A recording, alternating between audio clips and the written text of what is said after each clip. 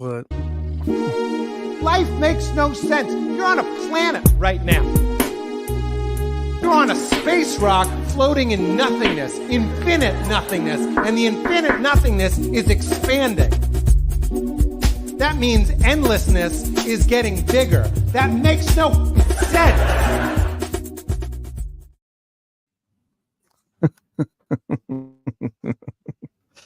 This is what happens when we throw together a show together last second. I overslip and hit the button too many times. Whoops. What's happening, everybody? Jukebox and Evolution in the house today with another episode of Consistently Inconsistent. Evolution, man, how are you? Hey, man, I'm doing better today. Yesterday was a little rough, but we're good, man. I'm just ready to get it going and see how it turns out today. I think it'll go fine. This show seems to be like, I don't know. I feel like every time we do this show, all the points that we end up making are end up like blending. Somehow they all blend together. So I'm kind of curious to see where it goes today. Absolutely. Do you know we got a few other show ideas coming? I do have another Merging Lanes pretty much ready to go. I just need to do it. So for those of you who procrastinate, don't procrastinate. I know that Evolution's got some shows he could do too, and things happen. So we got more stuff coming your guys' way. So just stay tuned for that. I appreciate everybody that tunes in. Whether you're here now or later, you know, we always appreciate you. Evolution. I actually got a stack of stuff that I'm getting ready to just unload on everybody. So yeah, it's catch up time. Well, and that's that's exactly how I am. It's like, so I'll like get a few things and then like I'll knock them all out in like 2 days or one day, and then it's like, all right, cool, I'm caught up. Right. With that being said, hey, this is Consistently Inconsistent, everybody. We find life morals, idioms, whatever you want to call them, things that we are raised and phrases that we've heard as from kids, and kind of, I don't want to say debunk them, but we like break them down and kind of give each other's perception on that phrase. And I don't remember, were you first last time or was I first? I went first last time. All right. Well, let's get started with one that I think everybody is very, very probably well versed on, and that is burning your bridges. You know, to not burn your bridges. I feel like this is a phrase that I probably heard when I was in like middle school, maybe earlier, but I don't know, because I feel like, you know, middle school into high school, those are like those real hard years where it's like determines, you know, hey, if you're gonna go to college, make sure you're kind of hitting that certain grade point average, or, you know, doing certain things so you can hit that career goal that you want. So like burning your bridges is something that you hear from your parents and your teachers in school, based on how you're acting in school. You know, are you hanging out with the right crowd or not? Originally, this is a phrase that started out in the 1800s in the military, where it was actually meant to burn their bridges after you cross them so that the enemy can't get into your territory. However, in modern day, I think it has a very strong meaning for people who have the potential to succeed, but maybe they have a weight that could possibly be holding them down or holding them back from succeeding. And so people say not to burn your bridges because they don't. I feel like there's missed opportunities when you hold that weight on your shoulders, or have that drag you down, whether it's hanging out with the wrong people, the wrong crowd, or maybe you get a job offer and you're like, instead of putting in your 2 weeks at a job you've been at for 4 years, you're just like, deuces, I'm out. And then you done burn that opportunity when you go to that next job, and you go there and you decide, you know, I hate, this is terrible. You know what, I'm just going to go back to my old job. Now, you know, actually you can't come back because you kind of left abruptly. You didn't give us a heads up. You weren't appropriate about it. What you got? You know, I got two different ways I'm looking at it as well. I think they kind of are in line with yours, but uh, burn your bridges, or well, don't burn your bridges. How'd you say that again? It goes both ways, Yeah. be careful when burning your bridges Right, is right. kind of the way I've always heard of it. Okay, so I got two ways to look at it. Uh, people who are striving for like success or super success, they have a don't look back attitude, or I'm just going to keep going no matter what. So they would probably burn their bridges on purpose to Mhm. think about the options of going backwards or backtracking, just to make them or force them to keep going forward. And it's a good way to look at things. If that's the type of person you are, sometimes it works, sometimes it doesn't. Um, but I think that's the kind of view that Eddie Murphy has. He doesn't want to have a plan B. You know what I'm saying? He only has Yeah. A, so that's his only option. So he puts more effort into it to make it happen, make it work. So I can definitely see how that, burning your bridge can work for you if you are focused and driven. Uh, but also, there's a different way to look at it as well. An angle that I took is you might need to go back to get help from people that you've dealt with before or companies that you dealt with before. Uh, so don't burn your bridge with them people. I know you mentioned like working for a company and not putting in your 2 weeks notice, but I'm actually thinking about if you started your own business, Mhm. uh, and the company that you used to work for can now be someone you do business with, Right.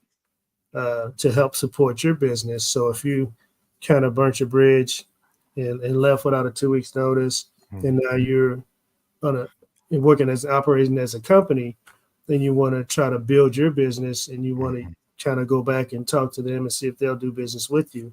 It's probably not going to be a good transaction. Uh, Right. so yeah, it kind of works both ways if you depend on how you look at it. I Uh, agree. yeah, yeah. So that's my So I think that it ultimately means have your connections, Mhm, mhm, and know which ones are useful and which ones are not, and maintaining kind of an acquaintance status at least with those connections, especially if it's going to benefit you mhm. to succeed. Absolutely, and I think there are Mhm. times where you probably do need to burn your bridge with certain individuals or Mhm. certain companies because you just realize that they're not good for you. Mhm. Um, so there are times that you might have to make that decision to burn that bridge with those particular uh, things or avenues that are not going to work for you. Um, but you have to realize and recognize to not burn your bridge with those that will be supportive to you at some point. You know. Right. Yeah, and I think some people even um, almost take advantage of their connections, Mm, which it can also kind of burn that bridge. Like let's say you start your own business and the old company that you worked for was similar style of what you're doing, and you steal a client from them, ooh. unknowing to them, Uh-huh. and it's like that was a big client for them, and you just took there, and you're like, hey, I offered them a better deal or whatever. um Mhm. Again, this could go both ways. You could have burnt that bridge, but was that client worth it? It's like weighing out those options. Right. But I think that's a good example of just kind of knowing the connections and the benefits that they offer, and if they're Mhm. worth keeping. Yeah, absolutely. Mhm. Absolutely. All right, man, that was good. That's good. What else you Yeah. got? Yeah. What I have is an apple a day keeps the doctor away. Um, this is a term, it's like an old school term that people used to say all the time. And I think they've gotten away from it because they realize that that's not a true statement. You can eat apples all you want, but if it's time to go to the doctor, it's Right. time to go to the doctor.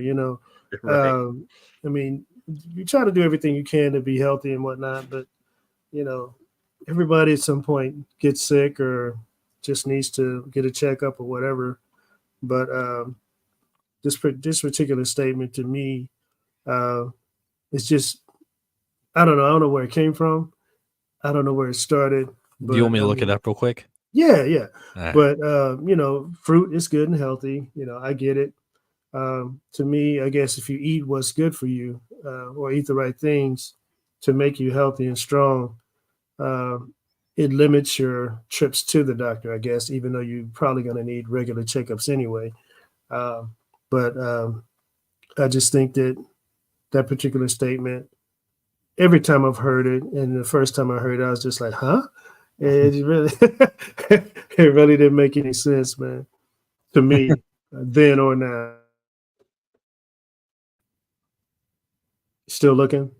No, I got it. Sorry, froze for a second. It Uh-oh. says it's based off of And a proverb from 1887, yeah, so meaning that an apple a day will keep you healthy. mhm. Which, like you said, it's not exactly accurate. All right. And especially in today's age with all the chemicals and stuff that we pump into our vegetation. Right? Um, I'm not a huge fan of apples.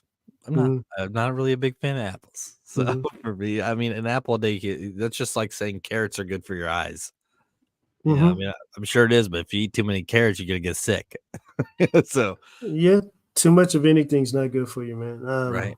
But you made a great point when you mentioned all the crap that they put on food and vegetables now to Mhm, treat them whatever.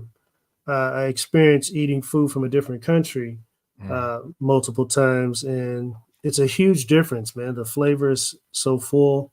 One of the differences is that they don't have to transport it and calculate how many days of shipping and free stuff.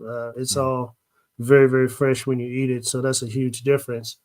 Also, they don't have to treat it with all the chemicals and stuff that we use. So it's a lot healthier environment, mhm. weather wise, and a lot of healthier environment, food wise.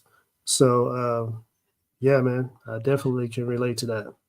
Right, right, and so the phrase "an apple a day keeps the doctor away" was what you picked it, and I think it's a good one to talk about, especially with the way that the world is now. Um, Hmm. we have fast food joints on every corner in the Boy. in the US, and Hmm. people around the world that visit here even talk about it. Like, wow, Hmm. yeah, it's got so many. There's 3 McDonald's within a 5-minute drive of my house. Yeah. That's absurd, and that's not Hmm. including the other fast foods that are next to that. Right. Um, it's easy. I think that the way that the kind of government here kind of fuels things is fast, go, go, go, keep you so busy that you don't have time to relax and cook your own meals and stuff like that. But it's Hmm. just more of a mindset, and I think that knowing what you're consuming is very smart to kind of do a little bit of research on what you're eating. I mean, yeah, Hmm. it's okay to have your days where you go get you a burger and fries. I'm not saying don't do that. But Hmm. when you're working 2 jobs as a full-time, as a parent and trying to take care of your kids, and on the way home, you're grabbing, fast food 5 days a week, probably not the best option. Hmm. Um, I think that not only will it affect you physically, it'll start affecting you mentally. Um, it almost kind of makes you ever eat like a meal, like, oh man, I feel Right. gross after eating that Right. meal. And then Right. you eat like you go get a sub sandwich and a bag of chips, and you're like, that okay, I feel good. I'm full, but I feel okay. Hmm. There's a difference on how your body reacts to what you're eating. And I Absolutely. think the phrase apple a day keeps the doctor away is more referring to eating a healthier option than Hmm. just going to what's easy and cheap and probably not the best for you. Actually, not so cheap anymore. Yeah, no joke. Huh. You eat fast food all week, you're gonna dig into the budget. I'm pretty sure. Yeah, no joke. So, yeah, man, great points. I like that. I think that was good. I think that's a great topic. I think it's something that a lot of people should probably reflect on is Hmm. knowing what they're consuming. Yeah, I know. There's a lot of easy, quick meals out there, but it's not necessarily the best for you. I mean, actually, me as a kid too. I remember getting a slice of bologna thrown on a skillet, thrown on some bread, and saying, "Here's a hot dog." you know. Right. Um, I get sometimes, you're stressed, you're having a long day, but it's probably not the best option of a meal. I mean, you gotta eat something, but Yeah. it works for you better, I guess, if you eat Mm, something that your body appreciates versus eating something that it's gonna have a negative effect to it with your and how mhm, your body responds. So mhm, uh, that's the thing, man. The good food you can eat it all day, mhm. as long as you don't overconsume. And you know the difference. Like you said, you either you're going to feel sluggish Uh-huh. or it's going to give you energy. So Well, and that's that's another thing is when we talk mhm. about chemicals like MSG, Uh-huh. the stuff that they pump into foods. Hmm. Some of like the crappier foods for you that might taste better, you consume more of. If Hmm. you're eating a healthier meal, you get full quicker. Hmm. You're not meant to eat 3 cheeseburgers and 2 large fries. Right. It's Right. that's not what you can literally go out there and get meals that way. Like they got you get 2 cheeseburgers, a large fry, a large soda. Hmm. None of that is a very healthy option. Now, if you do it, once in a blue moon, that's fine. But when you're, oh, hey, that was $7. I'm gonna go get that again tomorrow. Yeah. It's Right. probably not the best option. No. Oh man. All right, man, that was Good good. points. Good points. Yeah. Yeah. All right. Next up, I've got life is too short. Mm. I Out of all the shows that we've done, as simple as this phrase is, I think it has so much weight, especially transitioning from a child who has no priorities to somebody who grows up into a business, into a working class. Hmm. Whether you have kids or you don't have kids, it changes drastically because I remember as a kid, and it seemed like it was a long time, like it does. I remember, like, life being too short didn't seem to be a thing. It was like, "Oh, no, I'm a kid. I'm gonna play, I'm gonna enjoy myself." And now, 35 years later, it's like, I can't remember if it's still last week or if it's 2 weeks from now. Like, the days your days bleed together. So, like, Hmm. if I say I'm gonna do something tomorrow and it's Tuesday, and then it's Saturday, and I'm like, "No, no, no, no, yesterday was Tuesday." You know what I'm Right. saying? Right. Hmm. I think we've been wired when you kind of get into the real world and you start having priorities to be like, okay, your mind's constantly like, what's next? What's next? What do I got to do? That you don't get the opportunity to slow down and realize, man, the last 3 years have flew by and Hmm. what have I really done? Mm. You know, all these goals that I've had, have I done any of them? Like, we put things on the back burner, which I think would be a good one to discuss on another episode. Right. Um, that we need to take care of ourselves and realize that time isn't something you get to control. It just exists. Hmm. And you only have one life. We haven't found the fountain of youth yet, guys. So I mean, that's I Yeah. mean, before you know it, you're 70 years old. You're retired, and you don't have the physical ability to do the things that you wanted to do. Hmm. So I think making time for yourself and kind of understanding that life is short and it Yeah. is fast, Hmm. and doing what you want to do with it, because I don't know what's best for you. You do. I mean, do what you want to do with your life. Find ways to make it happen while you're in your youth, before you hit that point where you start to deteriorate and get older and Hmm. don't have the opportunity to do it. What you got? Wow. As you were talking, I was thinking about how people have over the years um, used the terms like 30s the new 20 or 50s the new 40. Right. Meaning that people are taking better care of themselves or looking younger than their age because life is too short. Um, like you said, it is a short but sweet statement, but there's really a lot that goes into that. I was also thinking about the people who take advantage of every single part of their life. Like, for instance, let's say an infant is the baby Gerber baby on the infant bottle, and Right. then as they grow up, they get into um, acting or commercials, and then they continue, and then they get into like producing TV shows or writing movies or whatever, and they're fulfilling life to the fullest at every single aspect, which kind of makes life seem long, because Mhm. they're doing something, they're staying busy, they're being effective, and they're reaching their goals and they're accomplishing things every single day of their life. Right. And then on the opposite of that, you have people that just kind of don't have a focus or don't have a specific particular angle or direction that they want to go. So they're Mhm. trying to figure out life, and a lot of time gets lost with that. Next thing you know, you're in your 30s, right? And you're Right. like, what am I going to do? I graduated from high school, didn't really have a plan. Went to college, didn't really like the uh, particular subjects that I went to school for. Mhm. Or you find out in college that that's not really what you want to do because of, you're learning about it. And then Mhm. after that, you just get a regular job or whatever. And next thing you know, you might be married with kids and you're like, wow, I'm 40. You know what I mean? Right. Yeah. Where did the time go? Yeah. So it's really about using time to your advantage. Mhm. Because like you said, once it's gone, it's gone. You can't get it back. It's one of the few things that you can't get back once it's gone. Right.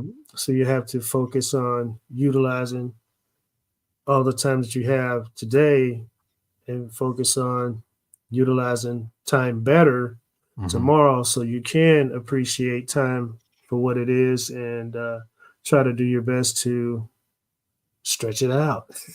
Yeah, and actually, you make a good point in a few instances here, and I kind of want to kind of fold the apple a day phrase into this as well. Hmm. Um, Setting yourself up for those older years, like for that retiring day and stuff like that. I mean, Hmm. you have this window of opportunity to set yourself up Hmm. so that you can retire and you can have it enjoy what time's left of your life. Hmm. But I know too many people that are retired working because they maxed out their retirement, or Oh man. they didn't build a 401k, or Hmm. they didn't take care of themselves and they weren't, so like I you know I think in a sense being healthy as well plays into that because you could build yourself up for success, Hmm. retire it in your 50s if you're good enough at it or Yeah, earlier. right, right. um but most people around 60, that's fine. But you could still be in a good fit state to where you could retire and still have a good enough income from retirement to Hmm. have an enjoyable last 30, 40 years of life. Yeah. Or you could not give a shit about it, let burn the time, struggle. And I see Hmm. it. I know more people who are struggling in their 60s than I do that were successful, retired, and enjoying their life.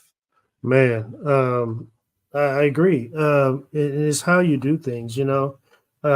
If you purchase a home, start a family between the ages of what, 18, 21, your early 20s, get all the hard stuff out the way. By the time you're in your 30s and 40s, everything that you need to accomplish in life is pretty much taken care of. Mhm, And for the most part, the majority of it's paid for. So, mhm. as you do those things, you can build your funds like that. And then, the older you get, the better off you are, Right. because, but the mistake I see a lot of people making is they have the wrong idea of what retirement is. So they want to retire from their job and then they want to go buy a new house Mhm. and buy a new car.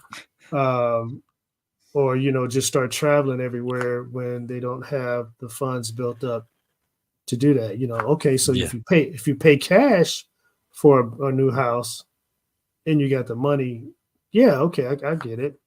But Mhm. if you start a new loan and it's like 30 years. I'm like, what are you doing here? You know?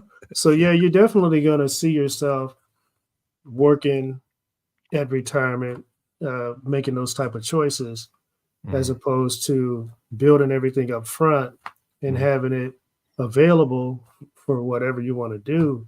That's retirement, you know, when you don't work anymore and you got decisions to make of leisure and you have the money built up to do whatever to last for however long you're going to exist. That right there is retirement.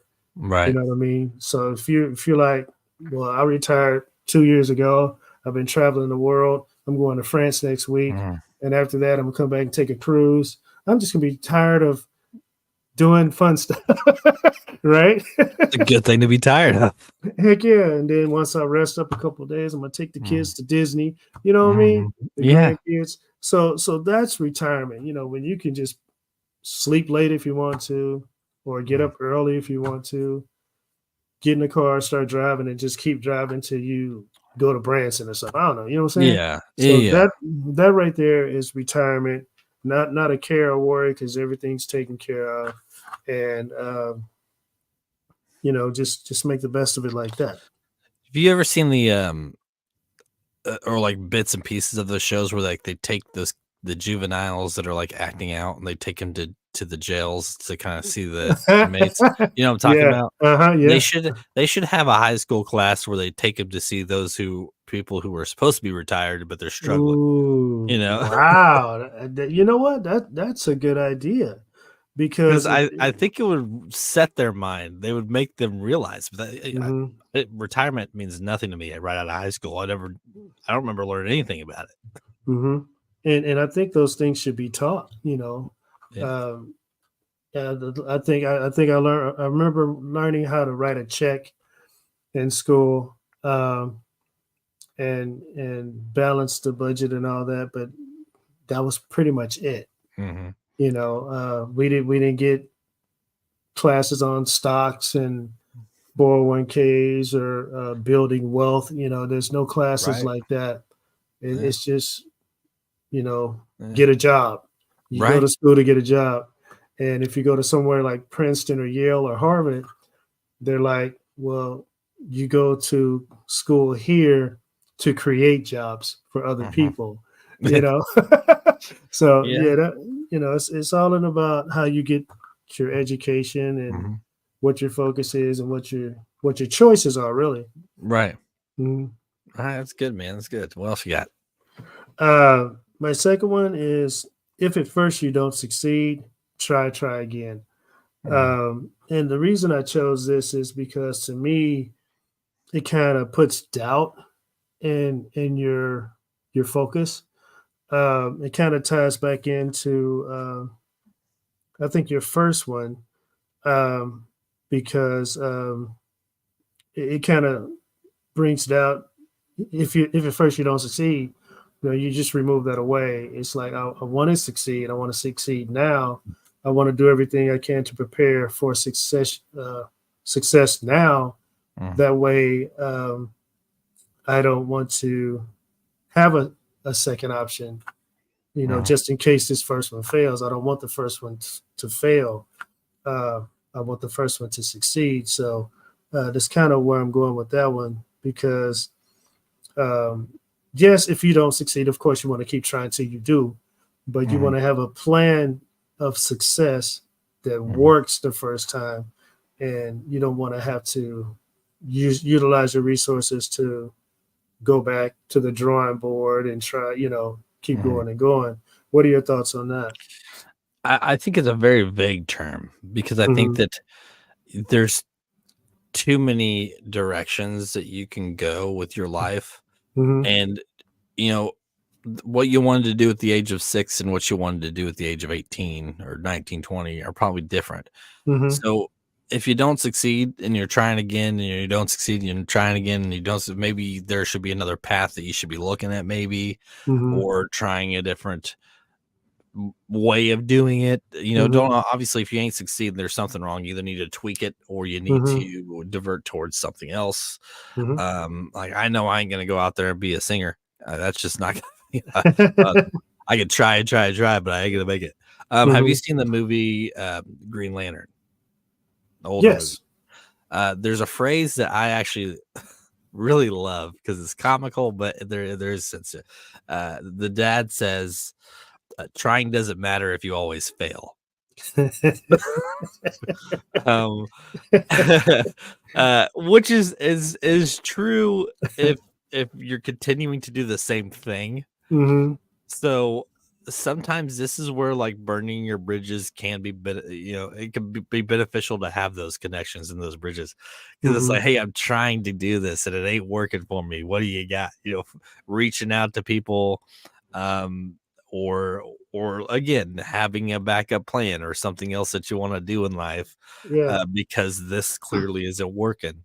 Mhm. I think you need to figure out what it is and either figure out a way around it to make it work Mhm. or find something else. Absolutely, and it actually also ties into life is too short, Mhm. because clearly, if you're doing things over and over again, you're wasting a lot of time. Right. So yeah, once again, each one of our deals are starting to tie into each other, Yeah. which is cool. I like it. It just works out. Mhm. But yeah, man. I mean, of course, like I said, some things are not going to work out. Like if you go, I'll use the example you used earlier about a job. You're looking for a job. You go out and put in 10 apps today, uh, and 10 apps tomorrow, and then the third day you can go put 10 more apps out. However, you gotta make yourself available to start listening for response on those apps that you put out already. Um, Mhm. so I would say, uh, timing wise, you might want to just not put 100 apps out there because you're gonna probably get 50 calls or 50 responses, and that's a lot of. Well, and know where you're putting your apps. I mean, is it where you want Yeah, to work? Like right. for me, I don't know how many times I heard, I put in an application or they never call me back. Hmm. Okay, well, if it's somewhere where you want to work, put in the application and then call them. Yeah, You absolutely. make the effort to get that job. Hmm. I mean, obviously, there's certain careers where you have to have like a schooling behind it. So, Hmm. don't go get a doctor job if you never even went to college. All It right. ain't gonna happen. But like realistically, if it's kind of the path that you want to go, you get your foot in the door. Hmm. You start out and work your way up. You could do that too.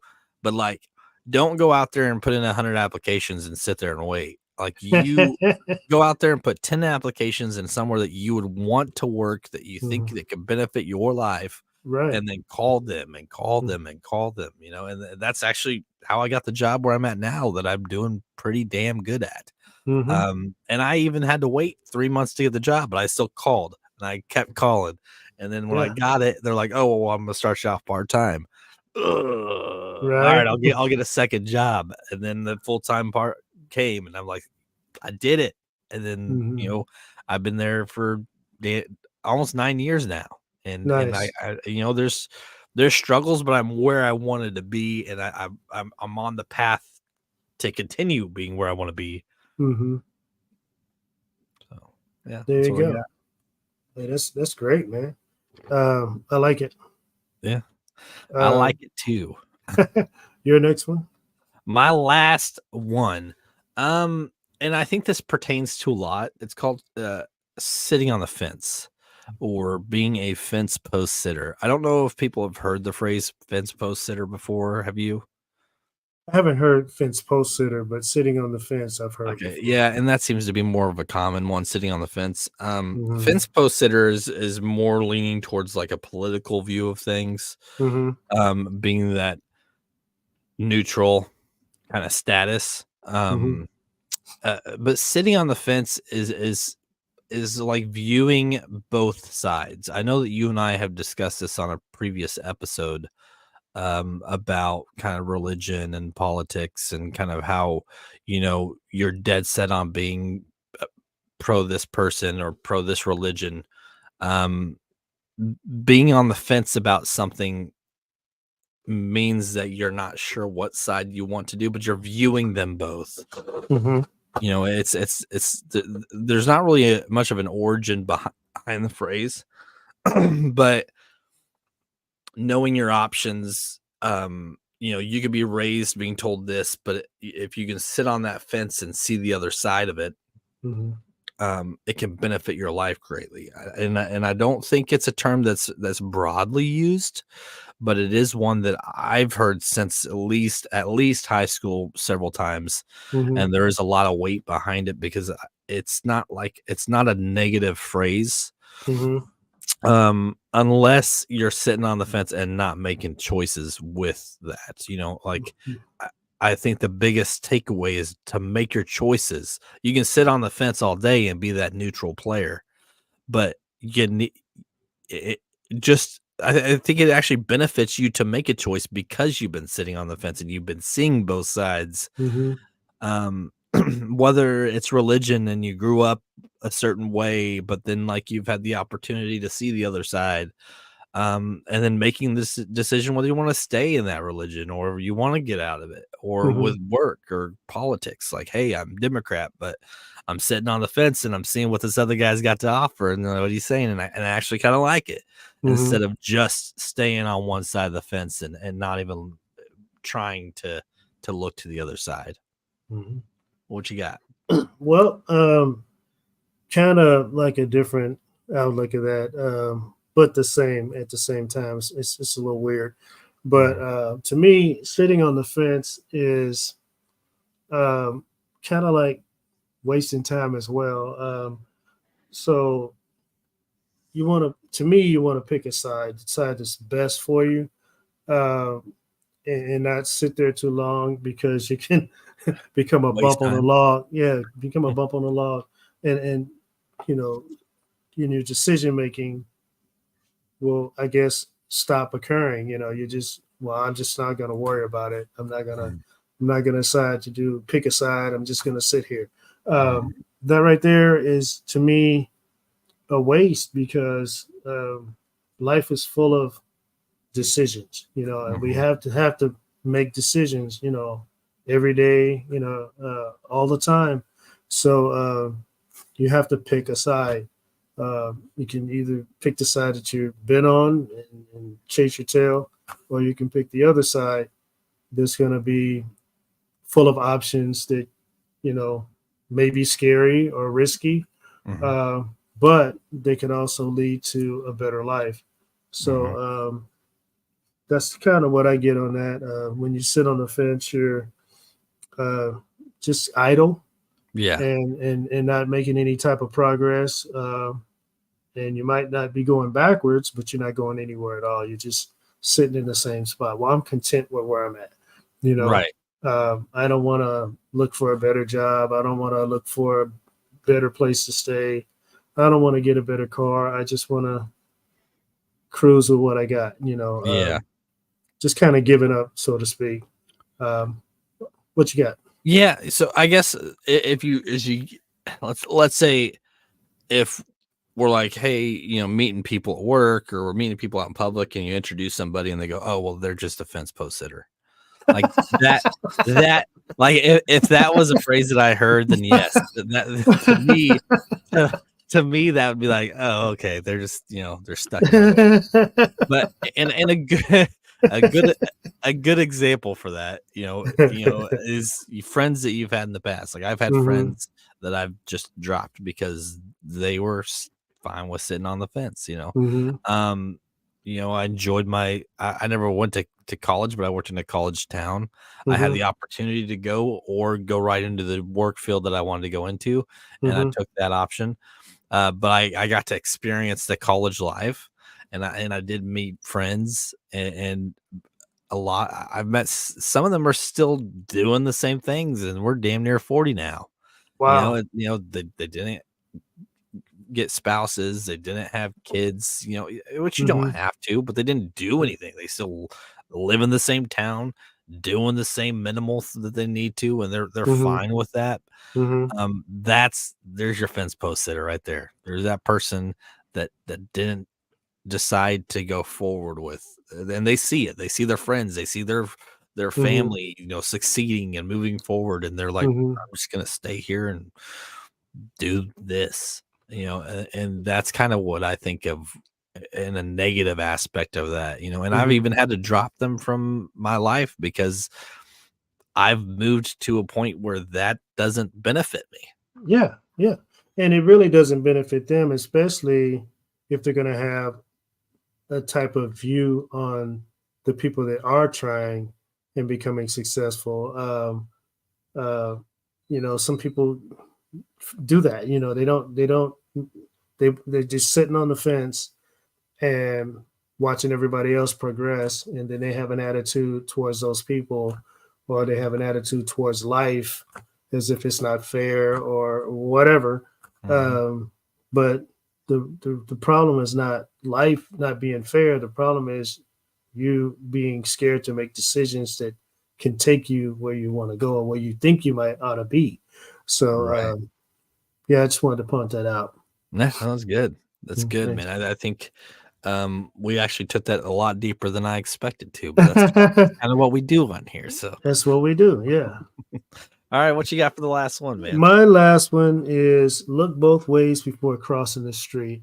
You hear that a lot as a kid when you're learning how to cross the street, but I think that applies to life and the situations that occur outside of that. I mean, yeah, you can look both ways before crossing the street, but if you still jump in front of a vehicle, boom, you get hit, right? Right. You have to pay attention and make a good judgment even in that for when you decide to proceed across the street. But in business, you have to weigh all of your options. To me, that's like looking both ways before signing a dotted line. It's like a protective a statement that's like caution, or being alert to where what's surrounding your surroundings. I like that statement because it could be used towards many things. But just because you look both ways before you move doesn't make it a good move, because timing is also part of that. I think that's missing out of that statement is look before crossing the street. However, be careful of what time you decide to cross the street. I think that's missing. But that's what I got on that. What do you got? Yeah, and I think it's like a calculating your time and calculating and kind of seeing your, like you said, seeing your surroundings. And in business, I think just kind of succeeding, or in life in general, succeeding is calculating your time, using your time to your benefit, and looking both ways. Like, hey, let's say what we're doing right now of this podcast, what we're trying to do with this network, making sure that the concept is ours, and we don't have 1,600 people out there doing the same thing we're doing that could potentially beat us to the goal line of what we're trying to do. Right. So, and that's what I've done. Like I've viewed other networks, I've viewed other people and what they do, and the way that we do things, and how natural and original it is, I think is what makes us stand out. But I think if I wasn't to go and look at all these other directions, and we were doing the same thing that every other person was doing, I don't think that we would have the same outcome that we do now. So looking both ways, looking at your opponents, looking at the things that if it's something that you want to succeed on, you need to understand what your opponents are doing, or what your competitors, I guess, it's, if that makes sense. It's it's not just, hey, I don't want to get hit by this car, so I'm just gonna make sure I got enough time to run across the street. There's a lot more to that phrase. especially as an adult. And it's blinders. People put blinders on.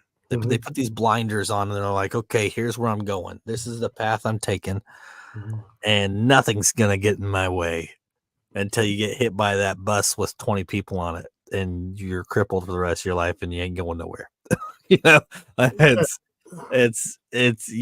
to open up those blinders. You have to see what's around you. You have to understand that there are other people that have the same goal in mind as you, and you have to find a way to make you stand out from those other people. And you ain't going to be doing that if you're not observing what the others are doing. Also, while you were talking, I was thinking about some people have the mentality that the cars will stop no matter what time they go out on the street. That happened yesterday. Seriously, we were in a parking lot getting ready to go in the store, and this lady watched us as she's cruising, and instead of slowing down, she just cruised right in front of us and could have hit us. Jeez. Wow. And then I've had times where I'm being cautious, and there's an opportunity to go, and then as I get ready to go, the other person jumps out. So I'm like, really? So so it's kind of like the view of all this is heading the same direction, and I think we did it once again, which is great. That's what we do. It's talking about timing. It's talking about making decisions, the right decisions. It's talking about moving forward, and just taking all the opportunities that are there to advance, in life one way or the other. Yeah, I don't. As you grow up in school is meant to prepare you, but I don't think that they do a successful job of giving you the reality of what the world's like when you're done with school. I think that a lot of kids aren't ready for priorities. They're not ready for being released into the world on their own. And they have this thing now where it's like No Child Left Behind, which I don't agree with, because I think there are kids out there that need the extra help. I think there are kids that aren't going to succeed if we don't give them the extra time. And they might hate us now, but then later on they might love the fact that we helped them, because some kids just don't. It takes longer for them to process things. And I don't know, are you familiar with the No Child Left Behind? I am. It's not all the specifics about it, but yeah, I am familiar. You can have a kid that's struggling really bad in school, and instead of them holding them back to make sure that they are learning, they're like, no, we don't agree with that. We don't do that anymore. We're not going to hold them back. We'll push them. We're just going to put them in the easier subjects next year. And then it gets to a point where it's already starting to affect their mental state, where they're like, well, all these other kids are doing this, and I'm back here in the same grade, but I'm back here. And then it's not setting them up for success. Right. And I think that's what school's meant to do, is to set you up for success and get you on the right path. We talk about retirement, 401ks. You don't learn any of that in school. These are things that you have to learn on your own. I'm still kind of learning what 401k means, Yeah. But I think they're crucial. And I think that they're eye-opening situations that could be taught in school and aren't. And I think that we're not doing our job with the youth to get them in the right path. Yeah, I mean, a lot more can be done to get the youth on the right path, but also the youth could be doing a lot more for themselves to get to the right path. What I notice is a lot of people who graduate from high school and sometimes even college, once they cross the stage and get that diploma or degree, they have a question on their mind. It's like, okay, so I graduated, what do I do now? Right. So they're taught these things in these subjects for life, and whether they utilize it to their best ability or take advantage of it or not, it's up to them, I guess. But once that hurdle is jumped, most people are like, what do I do now? Right. And they don't ask the right people, so they get the wrong answers when they ask the wrong people that question. So it's a continual learning process, continual decision making, and continual time management. You know what I'm saying? It all continues to get us from point A to point B, depending on the decisions we make and the directions we take. Right. I agree. I agree 100%, man. Mhm. Hey, hell of an episode. I feel like every time we kill it, I think there's something to be said about how a lot of these life morals and these idioms and things that we hear growing up do tie in, and the more we do these shows, the more we realize how much they tie in. Absolutely. And it's exciting. It's cool to see both of our views on things and our opposing views and the things that we both agree on. Because the biggest problem with idioms and moral phrases is depicting them and understanding what they mean, because it can mean something totally different between two people. Absolutely. Right. Hey, to everybody that's tuned in, there's somebody that's pretty much been watching the whole time, which is wonderful. So thank you for tuning in. We've had people jumping on and off. So for those of you that are listening or they're going to listen later, we do appreciate you guys. And until next time, we'll see you around. All right. Take care.